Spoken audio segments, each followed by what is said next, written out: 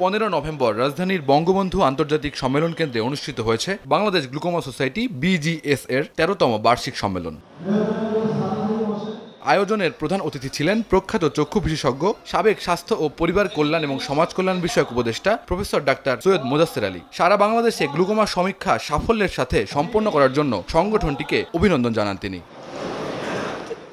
সংগঠনটি ভবিষ্যতেও চোখের চিকিৎসায় দায়িত্বপূর্ণ ভূমিকা পালন করবে বলে আশা ব্যক্ত করেন তিনি। একই প্রত্যয়ের কথা জানিয়েছেন গ্লুকোমা সোসাইটির প্রধান উপদেষ্টা professor doctor M A Mannaf. প্রতি বছরই করে থাকি এই গ্লুকোমা সোসাইটি কনফারেন্সের দিনে, যাতে করে আমাদের ডাক্তার যারা গ্লুকোমা সোসাইটির সারা বছর কাজ করে থাকি তারা যাতে উৎসাহ উদ্দীপনা পায় এবং স্বতঃস্ফূর্তভাবে গ্লুকোমা সোসাইটির পক্ষে, বাংলাদেশের মানুষের অন্ধত্ব নিবারণের পক্ষে এবং বাংলাদেশের মানুষ যাতে গ্লুকোমা সোসাইটিতে অন্ধ হয়ে না যায় তার অ্যাওয়ারনেস ডেভেলপ করার পক্ষে কাজ করতে পারে। আধুনিক যন্ত্র ও প্রযুক্তি ব্যবহারের মাধ্যমে চোখের সকল চিকিৎসা বর্তমানে বাংলাদেশেই সম্ভব হচ্ছে বলে জানান বক্তারা। আমরা আমাদের দেশের মানুষকে গ্লুকোমা সম্পর্কে ভালো ডায়াগনোসিস, ভালো চিকিৎসা এগুলো দিতে পারছি এবং আপনি জানেন যে বাংলাদেশে কিন্তু এখন গ্লুকোমার চিকিৎসা, গ্লুকোমার ডায়াগনোসিস আন্তর্জাতিক মানের পর্যায়ে, আমরা কোথাও পিছিয়ে নাই। গ্লুকোমা বিশ্বের, একটা দেশের, একটা পরিবারের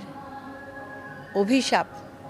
আমরা চাই এই অভিশপ্ত দুনিয়া থেকে আমাদের সাধারণ মানুষকে দৃষ্টি দিয়ে সাধারণ জীবন যাপন করার জন্য। করোনা সিজনে যে আমাদের মধ্যে যে অস্বস্তি কাজ করছিল সেটা আমরা অতিক্রম করতে পেরেছি এবং আমাদের মধ্যে যে উৎসাহ উদ্দীপনা হয়েছে তা যদি আমরা অব্যাহত রাখতে পারি, আগামীতে আমরা গ্লুকোমা যে সাব স্পেশালিটি বাংলাদেশ ডেভেলপ করছে তাকে আমরা অনেক দূর এগিয়ে নিয়ে যেতে পারব। জেনারেল ফার্মাসিউটিক্যাল লিমিটেডের পক্ষ থেকে GM marketing and sales Imran Hasan দেশের অপথ্যালমোলজি সেক্টরে জেনারেল ফার্মার অবদান বিষয়ে বক্তব্য রাখেন এবং ভবিষ্যতেও গ্লুকোমা সোসাইটির ইন্ডাস্ট্রিয়াল পার্টনার হিসেবে আরও ঘনিষ্ঠভাবে কাজ করার আশাবাদ ব্যক্ত করেন। জেনারেল ফার্মাসিউটিক্যালস পার্টিসিপেট করতে পেরে অত্যন্ত ধন্য। আমরা প্রতিনিয়ত নতুন নতুন প্রোডাক্ট আমরা মার্কেটে লঞ্চ করছি এবং গ্লুকোমার প্রিভিলেন্স কিন্তু দিন দিন বেড়েই চলছে।